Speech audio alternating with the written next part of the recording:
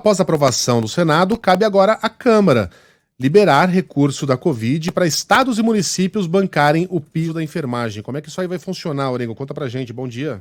Muito bom dia, Megali, Sheila, Carla, bom dia a todos. É um recurso que já existe, Megali, por isso que ele pode ser utilizado, né? Qual é o grande problema hoje do piso nacional dos enfermeiros? O Congresso aprovou antes do primeiro turno das eleições, o presidente sancionou, só que não tinha como pagar. Isso que alertavam lá prefeitos, governadores e também a iniciativa privada, hospitais filantrópicos, falando que teria um impacto lá de cerca de 6 bilhões de reais nos hospitais privados, e a consequência seria a demissão, até com redução de leitos de UTI, leitos disponíveis, em contratos com governos de estado. A gente tem que lembrar que hoje o sistema de saúde brasileiro, ele depende muito do sistema privado, porque tem contratos em diversos municípios que não têm estrutura própria, precisam fazer a terceirização, né? Então, esse era o grande risco.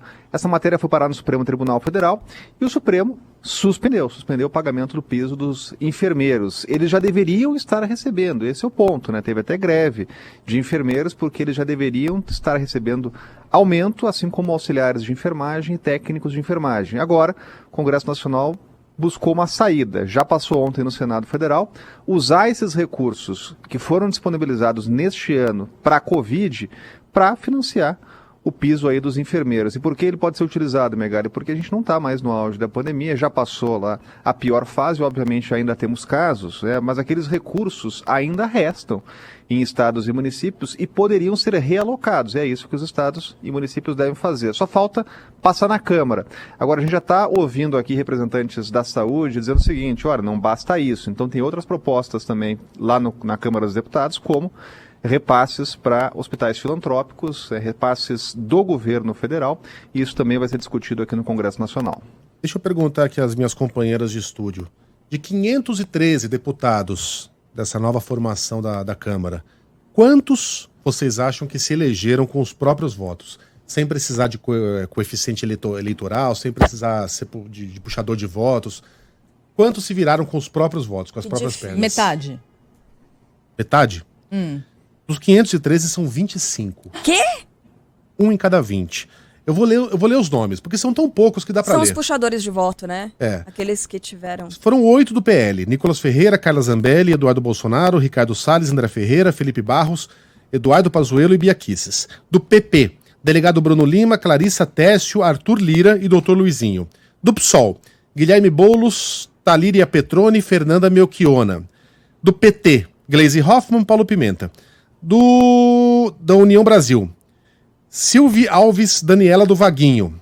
Depois do Avante, André Janones. Do Cidadania, Amon Mandel. Do Novo, Marcel Van Hatten. Do Podemos, Deltan Dallagnol. Do PSB, Tabata Amaral. E do Republicanos, Tenente Coronel Zucco. Gente! Só esses. É chocante. Os outros 490 e alguma coisa precisaram dos votos dos outros para serem puxados à Câmara Federal. Ô Orengo, aliás, preciso dar o crédito, quem fez o levantamento foi o G1, está publicado aqui agora. Não dá pra gente dizer que a vontade do eleitor está sendo respeitada desse jeito. É um sistema que realmente sempre chama muita atenção. E a gente sempre tem aquela lógica, Megali, que as pessoas têm dificuldade de entender que é o seguinte: um deputado faz mais voto e não entra. E aí o que fez menos voto acaba entrando. E por quê? Porque tem a regra do quociente eleitoral, ele é um cálculo que se faz de acordo com os partidos, e aí se formam as bancadas no Congresso Nacional. Sempre se fala nisso no fim da eleição, né? Olha, apenas esses deputados que você mencionou são donos do mandato. Agora, donos entre aspas, né? Porque, por exemplo, eles não podem mudar de partido. Se mudarem, sem ter uma justificativa clara, eles são cassados, ou perdem, na verdade, não são cassados, eles perdem a vaga fica com o partido, né? Então o partido tem muito poder, né? E por que tem essa briga enorme aí entre os partidos? Quanto maior a bancada, maior a força dentro do Congresso Nacional. Basta lembrar, Megali, que a gente teve aqui mais de 10 partidos que não atingiram a cláusula de barreira, a cláusula de desempenho, e vão ter problemas agora. Vão ter problemas porque não tem mais tempo de rádio e televisão, e não tem algo que é muito cobiçado aí pelos partidos, que é justamente o fundo eleitoral, fundo partidário. Vão perder e perder feio.